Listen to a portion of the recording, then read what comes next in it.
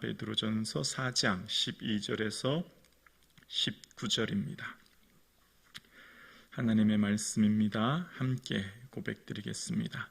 사랑하는 자들아, 너희를 연단하려고 오는 불시험을 이상한 일을 당하는 것 같이 이상히 여기지 말고 오히려 너희가 그리스도의 고난에 참여하는 것으로 즐거워하라. 이는 그의 영광을 나타내실 때 너희로 즐거워하고 기뻐하게 하려 함이라. 너희가 그리스도의 이름으로 치욕을 당하면 복이 있는 자로다. 영광이 온 곳 하나님의 영이 너희 위에 계심이라. 너희 중에 누구든지 살인이나 도둑질이나 악행이나 남의 일을 간섭하는 자로 고난을 받지 말려니와 만일 그리스도인으로 고난을 받으면 부끄러워하지 말고 도리어 그 이름으로 하나님께 영광을 돌리라. 하나님의 집에서 심판을 시작할 때에 그가 되었나니 만일 우리가 먼저 하면 하나님의 복음을 순종하지 아니하는 자들의 그 마지막은 어떠하며 또 의인이 겨우 구원을 받았으면 경건하지 아니하는 자와 죄인은 어디에 서리요. 그러므로 하나님의 뜻대로 고난을 받은 자들은 또한 선을 행하는 자 가운데 그 영혼을 미쁘신 창조주께 의탁할지어다. 아멘.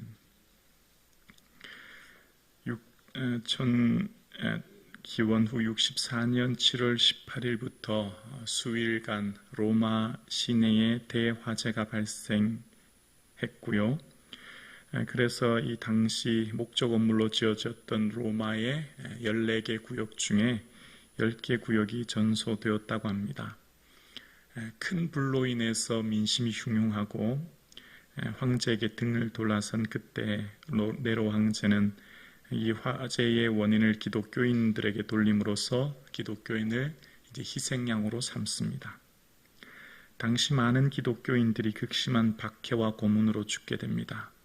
공공장소에서 기둥에 묶여 화형을 시켜 밤에 불을 밝히거나 많은 사람들이 운집한 콜로세움에서 맹수에게 던져져서 굶주린 맹수에게 해서 기독교인들이 끔찍하게 찢겨 죽는 모습을 보이거나 십자가에 죽는 끔찍한 고문으로 그 당시 기독교인의 박해가 극심했습니다.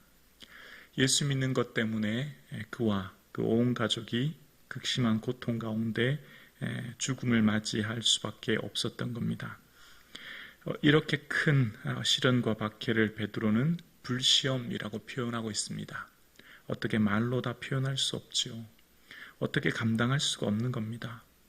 그런데 베드로는 오늘 이런 불시험을 이상한 일을 당하는 것 같이 여기지 말고 그리스도의 고난에 참여하는 것으로 즐거워하라 이렇게 말합니다.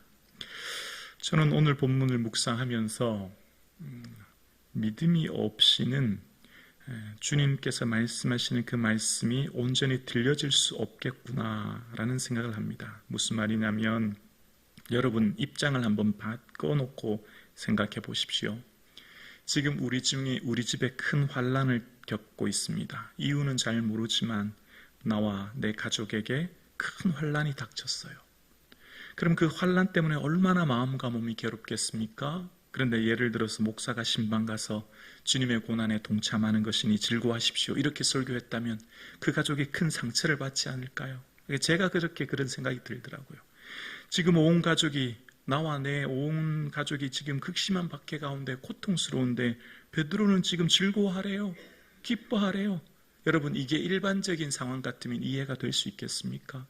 바다를 찌고 납득이 될 수 있냐 말입니다. 그래서 우리의 삶 가운데 믿음이 없이는 주를 기쁘시게 할 수 없다고 하셨던 것처럼 믿음은 나와 내 삶을 바라보는 관점이 되고 지금 내가 닥친 이 환난을 해석하게 되는 중요한 기준이요 통로가 되는데요.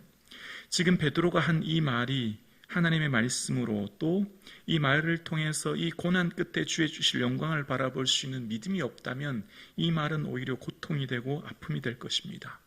그래서 믿음이 중요하다라고 하는 것을 겪습니다. 믿음이 있을 때에 그 믿음으로 온전히 나와 세상을 바라보게 되고 하나님 말씀도 온전히 내 삶에 받아들여질 수 있는 것이 되기 때문입니다. 그래서 베드로는 이 고통 가운데 있는 성도들에게 어떤 말을 하냐면 3절을 다시 한번 보면 13절이요. 오히려 너희가 그리스도의 고난에 참여하는 것으로 즐거워하라. 이는 그의 영광을 나타내실 때에 너희로 즐거워하고 기뻐하게 하려 함이라 라고 본문은 이야기합니다. 예수님의 고난이 언제였죠? 지금은 베드로가 지금 이 편지를 쓸 당시는 이 기원 후 64년부터 한 67년으로 봅니다. 그러니까 예수님 십자가에 죽으신 뒤 한 64, 5년이 지난 지금이에요. 이미 예수님께서는 예전에 64, 5년 전에 죽으셨는데 지금 주님의 고난에 어떻게 우리가 동참해요? 과거의 사건인데 과거에 일어난 일을 우리가 어떻게 동참하죠? 근데 베드로는 그렇게 설교하는 거예요.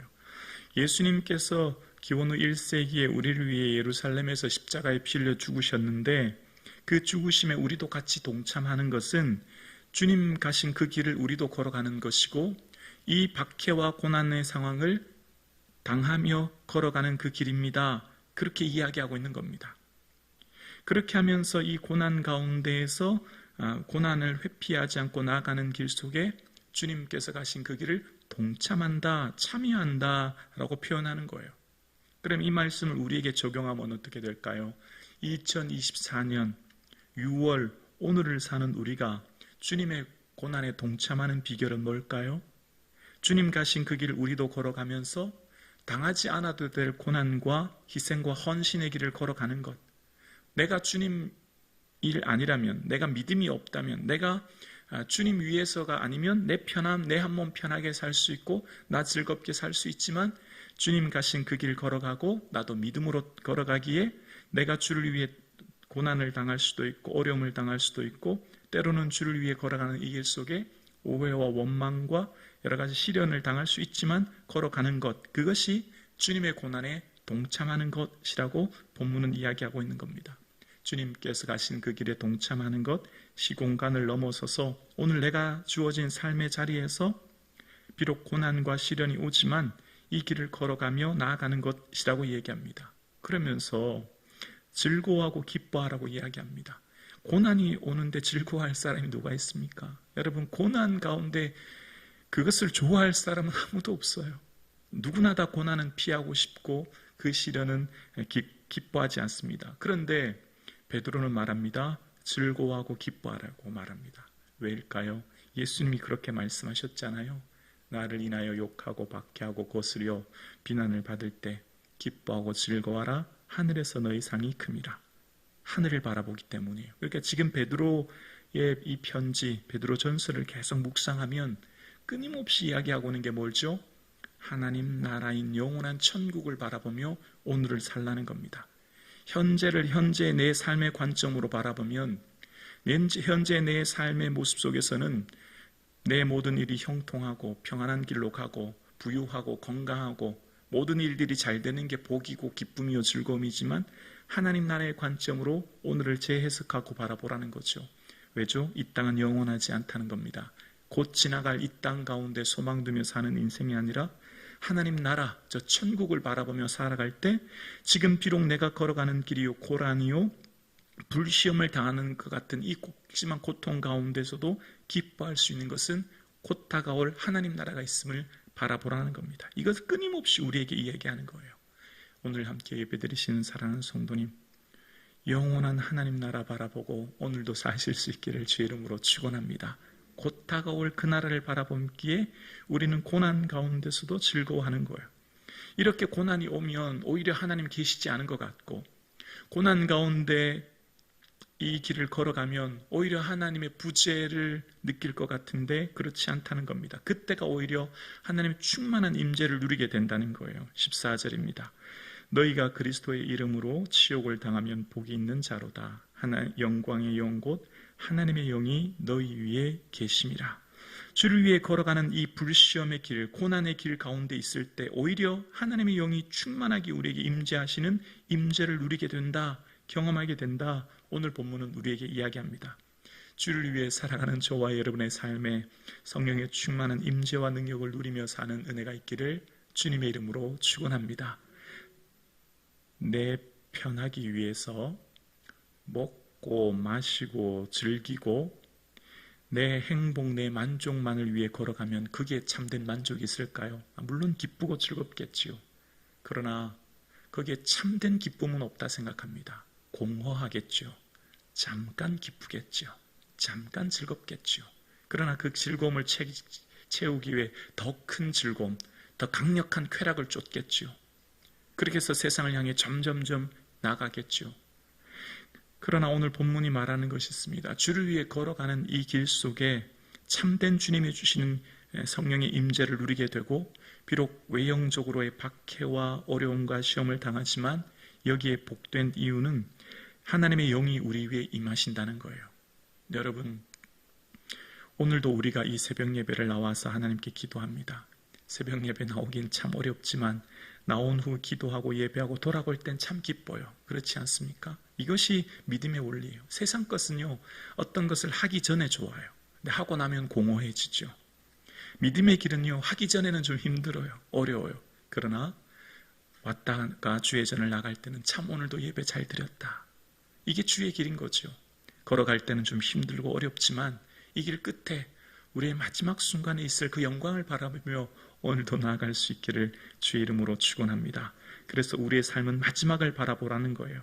세상 사람들처럼 살인이나 도적이나 악행하는 것으로 인하여 고난받는 것이 아니라 그리스도인으로 예수님 때문에 고난받는 걸 부끄러워하지 말고, 예수님 나가면 이것이 오히려 하나님께 영광이 되어지기에 그 마지막을 바라보며 하나님의 집에서 있을 심판의 때를 바라보며 나아갈 때 고난을 이기게 된다고 이야기하면서, 하나님의 뜻대로 고난받는 성도의 삶은 모든 삶 가운데 그 영혼을 미쁘신 하나님께 의탁하며 나아가라 라고 이야기합니다.